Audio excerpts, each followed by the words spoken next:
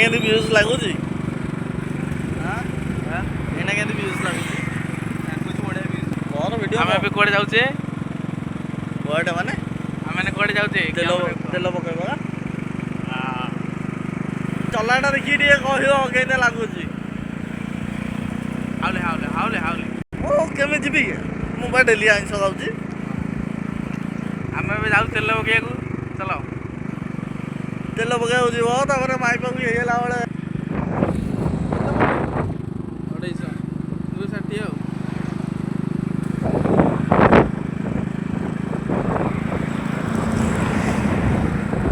ଆରେ ଦେଖି ଚାଲ ଭିଡ଼ିଓ କେମିତି ଲାଗୁଛି ମୋତେ କହିବ। ବାପାରେ ଆମ ପାଣି ଦେଖୁଛନ୍ତି କେତେ? ପାଣି ସାପଟା ସୁତୁଳି। ଆରେ ମାଡ଼ିବ ନା ଟିକେ ପଛକୁ ରହ। ଚାଲ ମୋବାଇଲ ଶଳା ଗଳି ପଡ଼ିବ ନହେଲେ।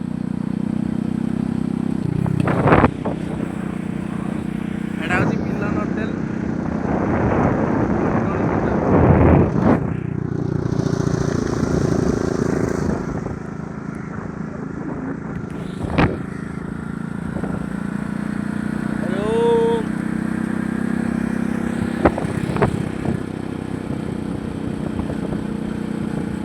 ଏଇଠି ଆମ ବାହାରେ ଦେଖୁଥା କେତେବେଳେ ଆସିବ କେତେବେଳେ ପିଇବା ଟିକେ ଏଇଠି ବସି ପିଇବ ତାପରେ କଥାବାର୍ତ୍ତା ଏଇଟା ହବ। ହେଉଛି ବୋଲୋଡେଇରେ ଏଇଠି ଡାକ୍ତରଖାନା ଅଛି, ଆଡ଼ମିସନ୍ ବି ହେଇପାରିବ। ଏତିକି ଫିସ୍ ଦିଆ ଡାକ୍ତରଖାନା, ଫିସ୍ ନଦେବ କଥାବାର୍ତ୍ତା ହବନି। ଏଠି ମୁଁ ମୋ ସ୍ଲୋ ଚଲେଇବା କଥା ସ୍ଲୋ ଚଲେଇବି ଆଉ। ଏଇଟା ହେଉଛି ଟାଟା ମୋଟର୍ସ।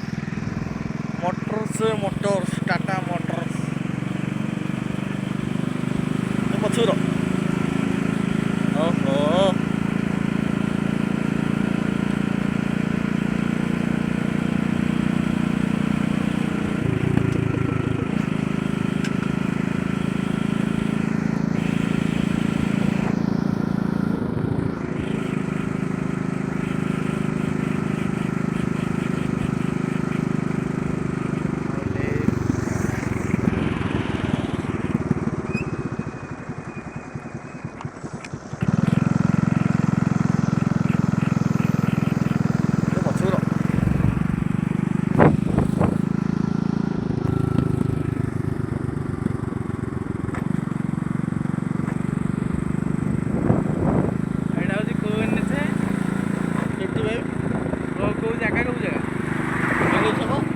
ଗୋଲେଇ ଛକ ଖୁଣ୍ଟୁଣି ଗୋଲେଇ ଛକ।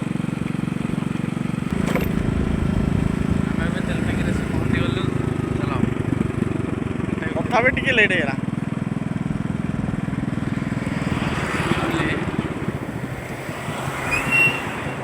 ତେଲ ଟାଙ୍କିରେ ଆସିକି ପହଞ୍ଚିଗଲୁ।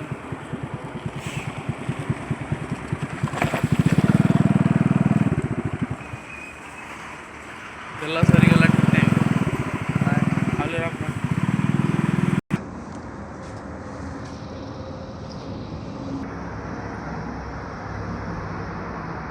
ହେଇନି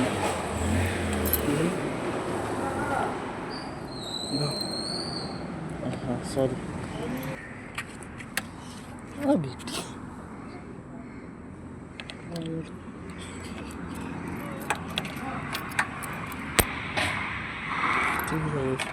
ଠିକ୍ ଅଛି ପଳେଇବ। ତେଲ ନଥିଲା ଗାଡ଼ିରେ। ଚାଲେ ତେଲ ପଇଲା ଏବେ ସଇଲା କାମ। କୁଆଡ଼େ ଯିବା? ଚା ବି ତୁ ଦବୁ ଚାହା ପିଇବାକୁ। ପରିବର୍ତ୍ତରେ ଗାଣ୍ଡି ମାରୁଛ ସାରେ ଓ ପରିବର୍ତ୍ତରେ ଗାଣ୍ଡି ମାରୁଛ।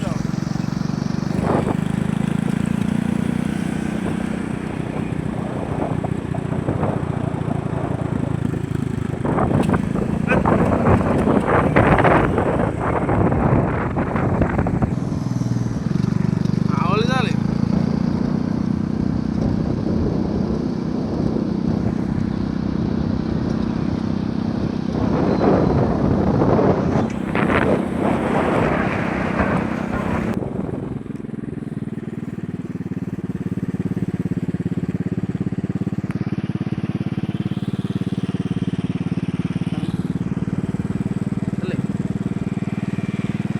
କହୁଥିଲି ଯେ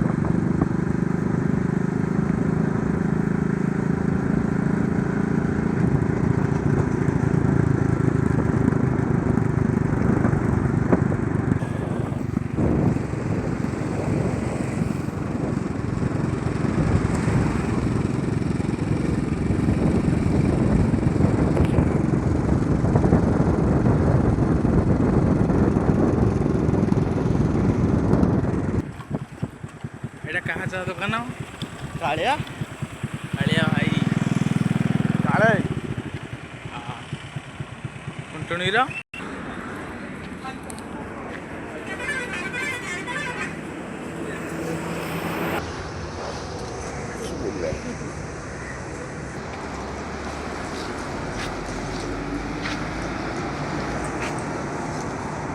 ମୋ ସାଙ୍ଗ ଆଉଛି ଚା ଧରିକି। ଏଇଟା ହେଉଛି ଚାହା କେଉଁ ଚାହା କୋଉ ଚା ମିଠା ଚା କୋଉ ଚା